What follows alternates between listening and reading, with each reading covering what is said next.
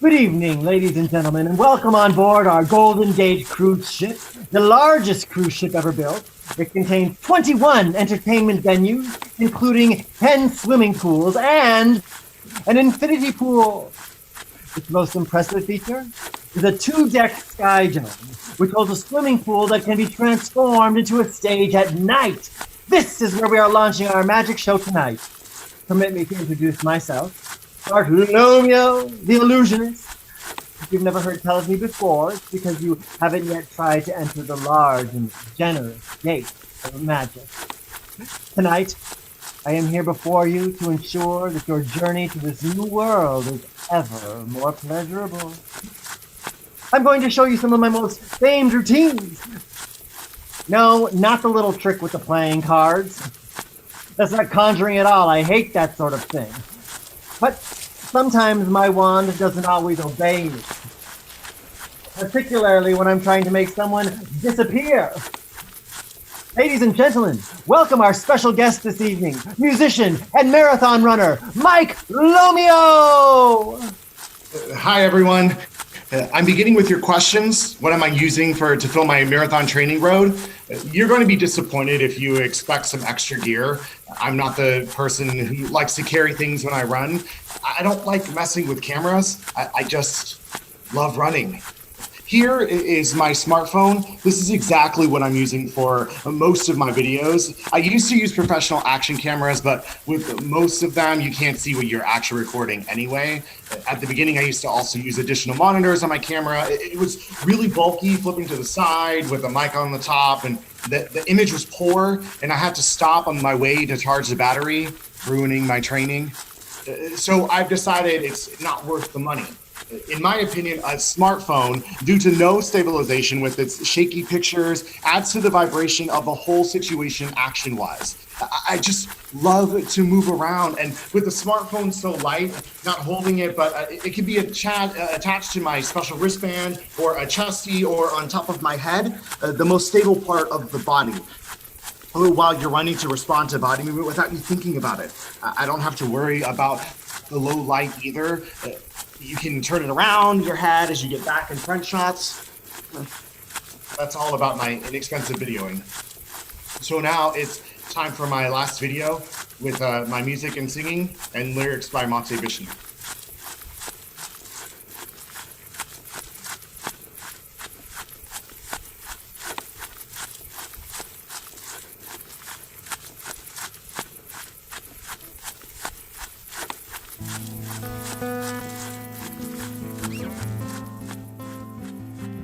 I can't stop. This hasn't happened to me before. This morning I left for my usual run. I got as far as a couple hundred feet when I suddenly realized I couldn't stop. As I passed the newsstand, the seller called out, "Hello?" I tried to slow down to answer him, and I turned my head, but I was already too far away. It's funny how people still haven't realized what's happened. Everyone knows that I'm the town's marathon runner, that I run without stopping, always at the same time and always the same route. So everyone's used to me running.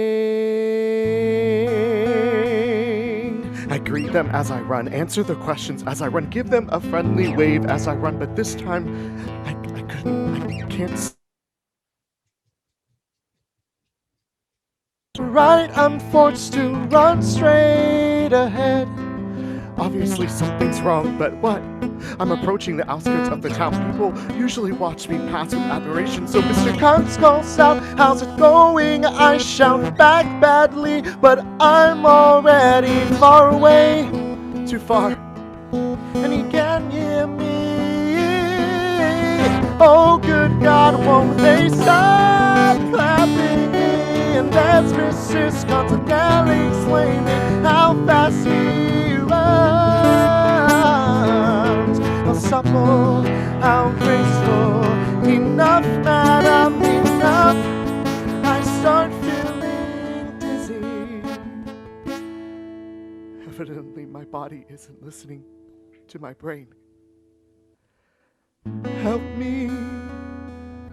Just look at them all, lounging on their terraces and in the cafes.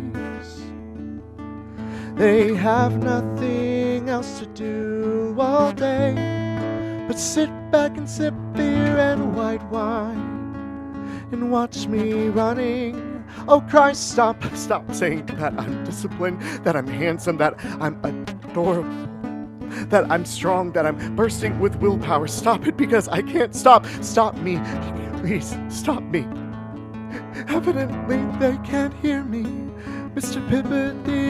Pippity, that's the baker. He blows me a kiss, the stupid bastard, and here's the last cafe. The last house is the end of the town. I'm drenched in sweat for the very first time in my life. I'm afraid. Here comes the last street to the left, but I can't turn left. Here comes the last street to the right, but I can't turn right. I make a superhuman effort to stop myself at the town gates, but I can't. Help me! Help me! My final chance lies there. There were the 3 old men who always sit on the bench in the sun in the same place where you enter the town. Whenever I pass them, the first one always says, "Very talented, that runner." And the second one says, third adds, "He's definitely going to win." But this time, as they turn their heads to watch me, I've already disappeared over the horizon. In a way, I'm glad that it's all behind me.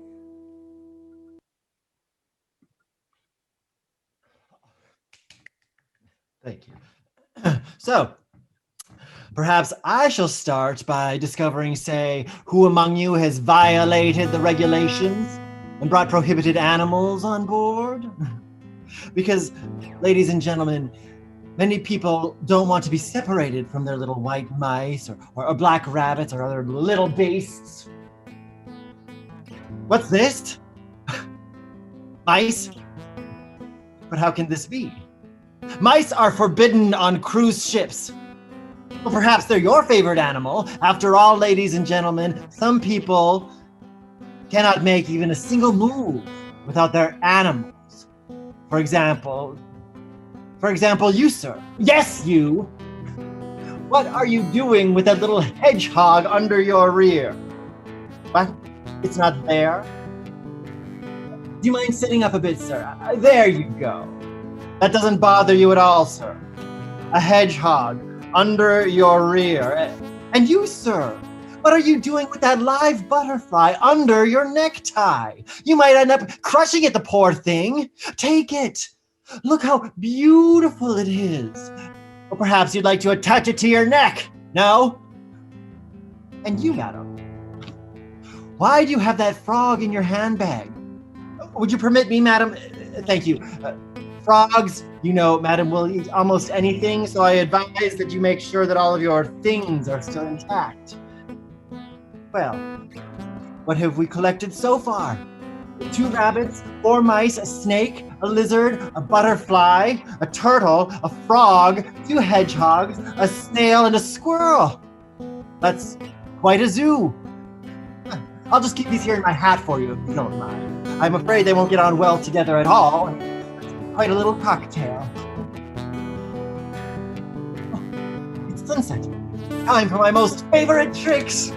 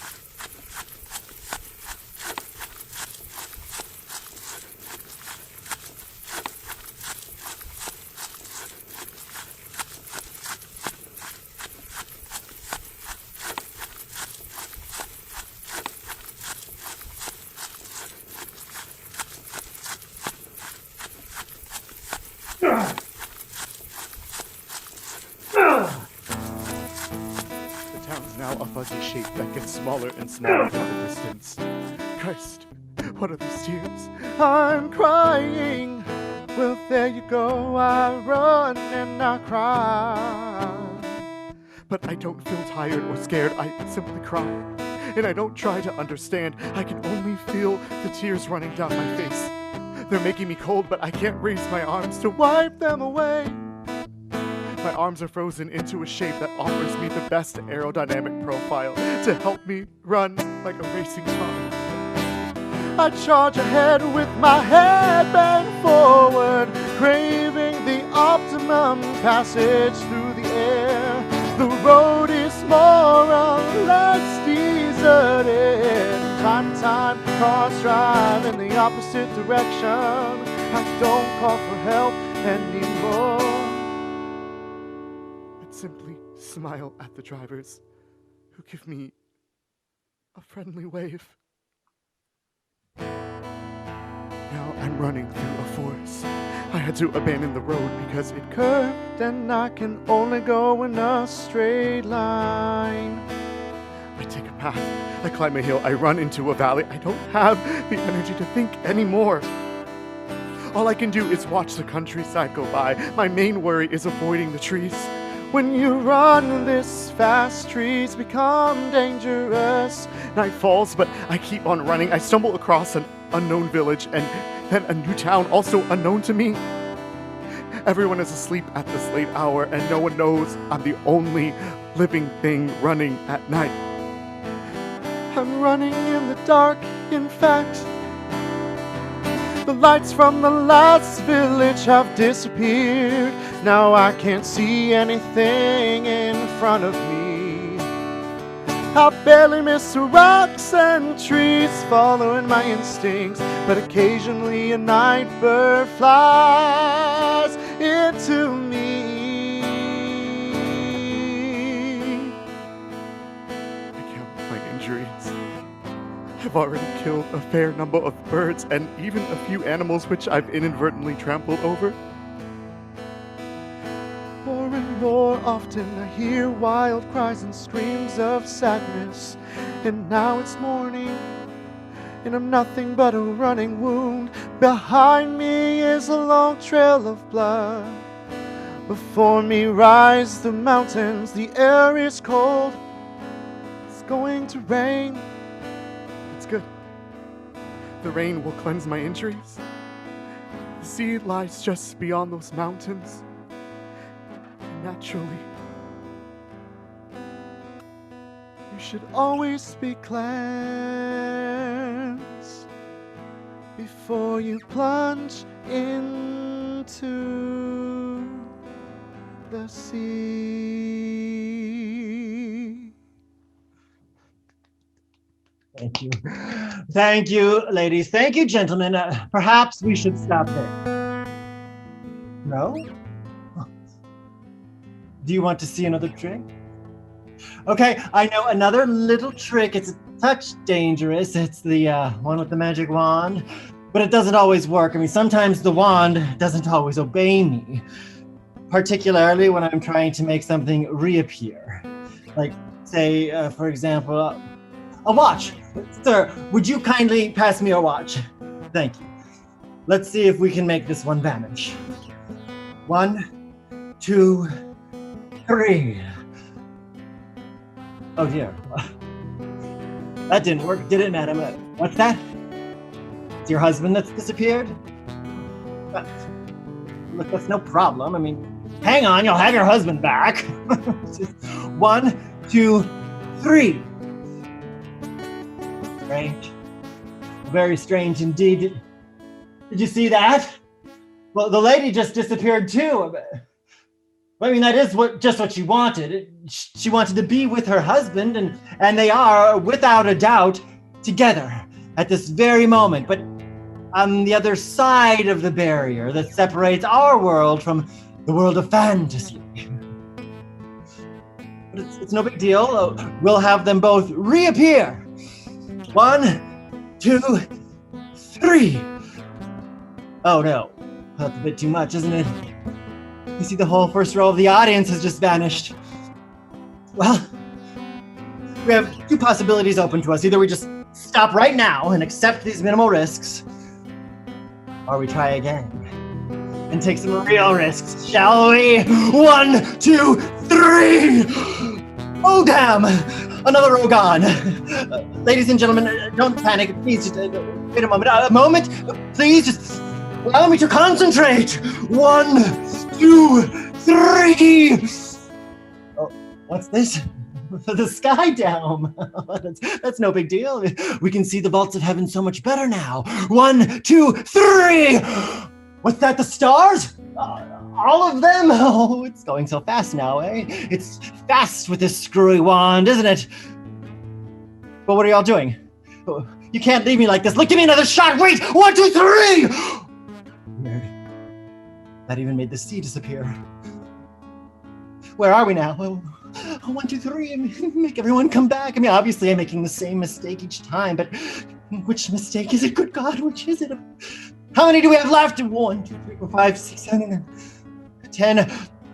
Oh, gentlemen, now that we're all men here, I think I can explain to you the secrets of my routine. I'm afraid I don't know what the magic formula is, and that's the truth. 1, 2, 3, what a mess, son of a bitch!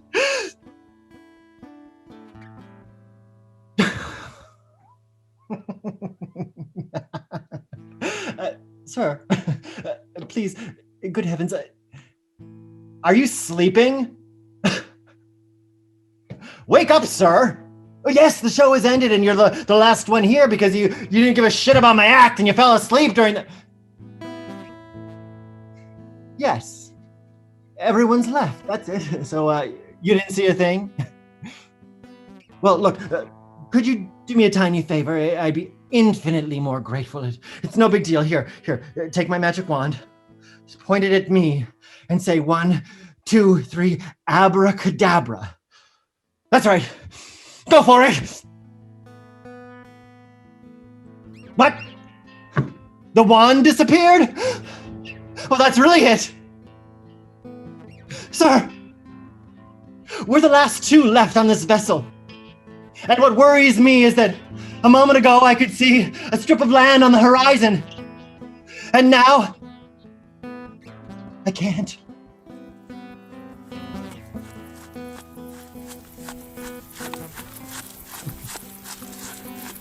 Ladies and gentlemen, good evening, and welcome on board our Golden Gate space cruise ship.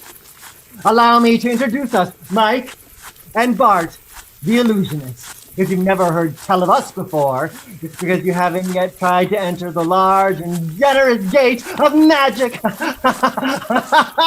We are here with you tonight to ensure that your space voyage is ever more pleasurable.